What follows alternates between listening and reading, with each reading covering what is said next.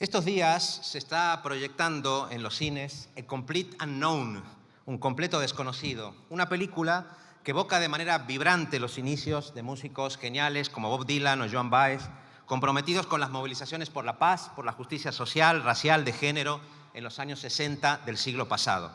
Lo primero que uno constata al repasar aquellos años en los que el mundo parecía cambiar de base, e iniciativas como las que discutimos hoy aquí, es la mezquindad y la falta de humanismo de ciertos sectores de la derecha de entonces y de ahora.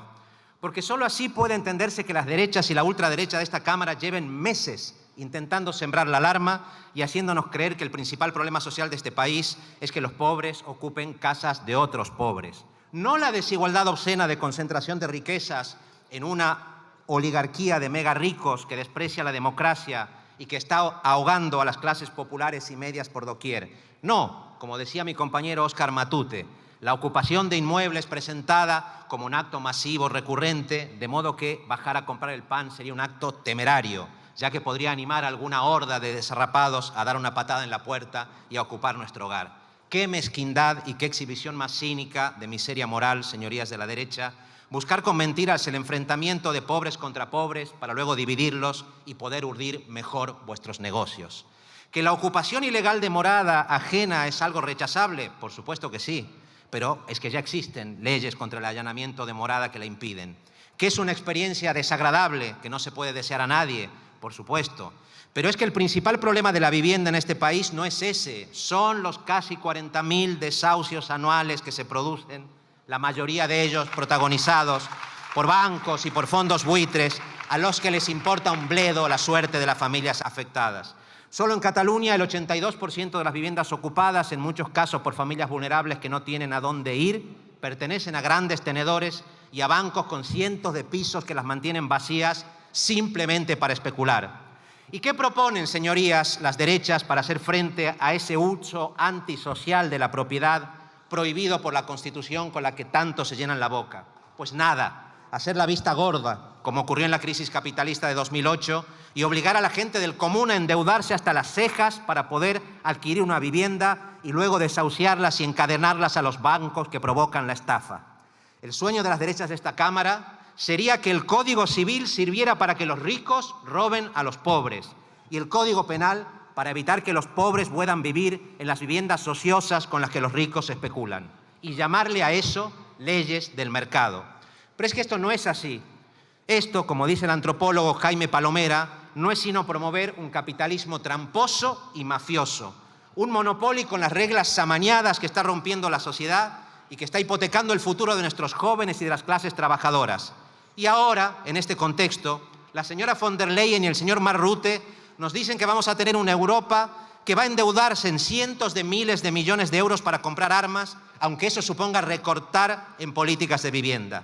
¿Es esto lo que proponen? ¿Vía libre al endeudamiento para gasto militar mientras imponen la austeridad y recortes en inversión social? Pues no será en nuestro nombre. ¿Favorecer empresas de armas como la alemana Rheinmetall o la italiana Leonardo, ambas participadas por fondos que, además de especular en el negocio de las armas, especulan con la vivienda como BlackRock o Goldman Sachs? No en nuestro nombre. Seguir el juego de los señores de la guerra, que por la mañana invierten en tanques y que al llegar la tarde desahucian implacables a familias mientras pagan informes en la prensa en los que se diga que de nada sirve topar los alquileres o que hay que volver a la locura del todo urbanizable de Aznar o de Ayuso. No en nuestro nombre. Por eso es tan importante hoy recordar a los belicistas y a los especuladores de siempre, como ya cantaba el joven Bob Dylan en Masters of War, los señores de la guerra, que hemos aprendido a ver detrás de sus máscaras, que sabemos que nunca han hecho más que construir para destruir y que mienten y engañan como el viejo Judas. Y es precisamente por eso, señorías, que no les vamos a permitir ni a ellos ni a las derechas de esta Cámara que nos distraigan con el debate clasista, racista de la ocupación mientras se llenan los bolsillos con descaro. Por el contrario, vamos a seguir exigiendo, como en tantas ciudades de Europa, que se prohíban las compras especulativas a las viviendas a los fondos extranjeros, que se garanticen contratos de alquiler indefinidos y que se estrangule fiscalmente a los grandes rentistas, como pedía John Maynard Keynes, como pedía Michel Kalecki, y que la vivienda sea un derecho y no sea un negocio.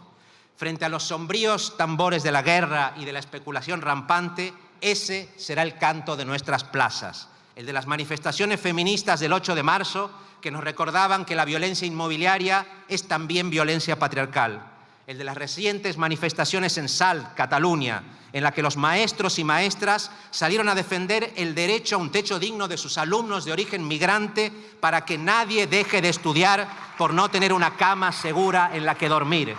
El de las movilizaciones que tendrán lugar el próximo 5 de abril en ciudades de todo el Estado, de la mano de los sindicatos de inquilinos e inquilinas, de las plataformas de afectados por la hipoteca o de las confederaciones por el derecho a la vivienda, para que los alquileres de temporada no sean el agujero por el que se cuelen las nuevas formas de especulación. Ciertamente, como en la letra de The Times They Are Changing, los tiempos están cambiando, habrá que nadar para no hundirnos como una piedra. Pero si los pueblos se movilizan y hay valentía en las instituciones, el viejo orden rentista puede temblar. Y los que hasta hace nada eran los últimos pueden ser los primeros. Y los que hasta hace nada perdían pueden ganar por fin. Como en aquellos versos rebeldes de Bob Dylan, de Joan Baez y de tantos más, hagamos que los tiempos cambien, pero a favor de los pequeños y de los olvidados y no de los poderosos de siempre. Gracias. Gracias.